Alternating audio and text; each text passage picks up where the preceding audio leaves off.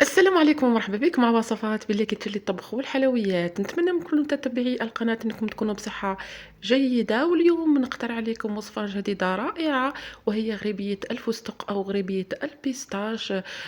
وصفة تقليدية جزائرية بلمسة عصرية. مثل ما تلاحظوا شاشة هذه الغريبية الرائعة البريستيج الملائمة للأعياد للأعراس والمناسبات السعيدة، وهذه مقادير غريبية الفستق.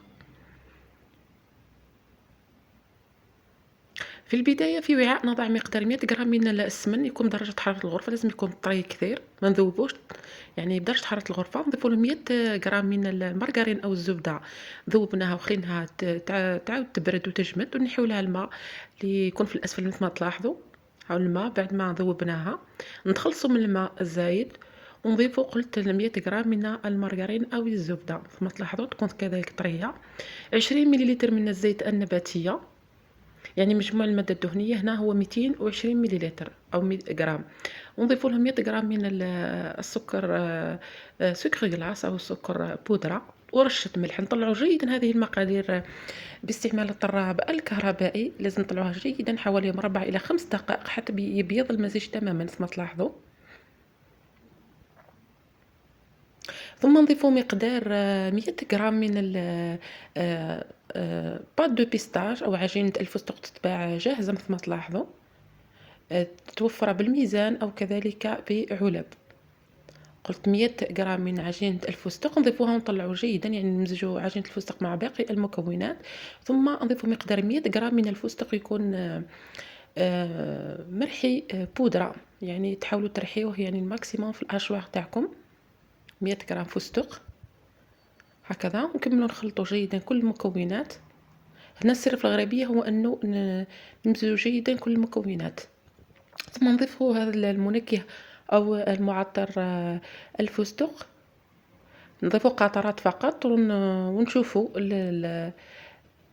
القوام واللون. أنا يعني ضفت كمية قليلة أخرى، نخلطه جيدا ما تلاحظوا. هذه هي النتيجة، هذا هو اللون اللي تحصلنا عليه، لون فستقي. بعدها نوجدوا الفرينة تاعنا او الدقيق الابيض اللي كنا حمصناها في الفرن قليلا حتى يتبدل لونها الى الباج، ما يكونش ابيض يعني يتغير الباج، ما لازمش تحمر، يعني فقط نحولها الندى. هنايا وزنت 500 غرام من الفرينة. نضيفوا بالتدريج الفرينة او الدقيق الابيض ونمحروا ونعجنوا جيدا. هنا بالنسبة للفرينة، هي عامة المقياس الفرينة بالنسبة للغريبية هو 3 كيلات، يعني كيلة من السمن قبلها 3 كيلات من الفرينة. احنا عندنا مقدار المادة الدسمة هي 220 غرام، حوالي 220 غرام، يعني نضربوها في 3 حوالي 600 غرام، يعني نوجدوا من 500 ل 600 غرام من الفرينة محمصة. يعني اللي ما يعرفوش القوام النهائي لعجينة الغريبية، يكيلوا 3 كيلات من الفرينة مقابل كيلة من السمن. هكذا نتحكموا. لاحظوا كل مرة نضيف الفرينة ونمحر جيدا بكفي اليدين. نلاحظوا انه تظهرنا في الاول انها نشفت، ولكن بعد ما نمحروا تعاود تطلق، يعني المادة الدهنية تعاود تطلق، يعني ما زالت. كل مرة نضيفه، يعني تقريبا أنا وصلت 500 غرام، 500 غرام من الفرينة حتى تنشف، يعني تتشقق معنا العجينة وتبقى وترجع كتلة واحدة. لاحظوا كل مرة نضيف، أنا قلت جاتني 500 غرام. وما نخافوش في هذه الغريبية البريستيج اللي تكون في المول السيليكون، لأنها لأنها ما تطيحش معنا. نحطوها في مول سيكون فقط، بعد ما تطيب نحطوها في المجمد تجمد تماما، ومن بعد نديموليوها، يعني ما يصرى لها والو. هذا هو القوام اللي تحصلنا عليه. بعدها نكون حضرنا مول السيليكون هذا الجديد، كما تلاحظوا رائع، هو ماهوش كبير، يوزن 25 غرام، يعني كل قطعة غريبية حتكون فيها 25 غرام من العجينة. ما نضيفوا له حتى مادة، مباشرة نضعوا العجينة تاعنا فيه 25 غرام كما تلاحظوا.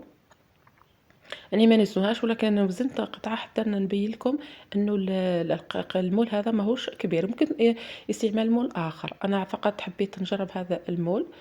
هكذا نضيف قليل من كمية من الغريبية، ثم نسويها باستعمال الموس هكذا حتى نتحصلوا على شكل جميل ويعني فينيسيون مليحة. نعمروا مليح قطع الحلوى تاعنا، قطع المول عفوا السيليكون، حتى نكملوا كامل الكمية.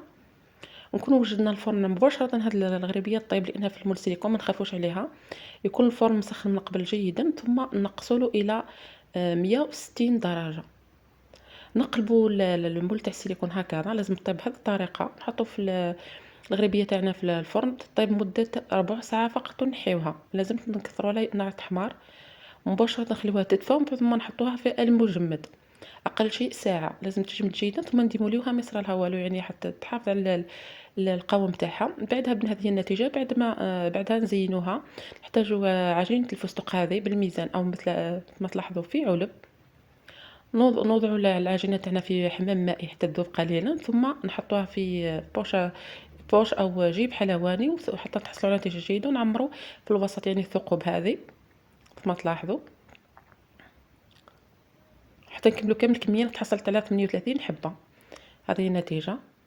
يعني لو تستعملوا مول أكبر راح تحتاجوا توصلوا حتى 30 25 إلى 30 حبة، يعني في 220 غرام من المادة الدسمة. ثم نضيف حبات من الفستق pour faire un rappel، يعني التذكير بأن هذه غريبية الفستق. وننهي التزيين بورق الذهب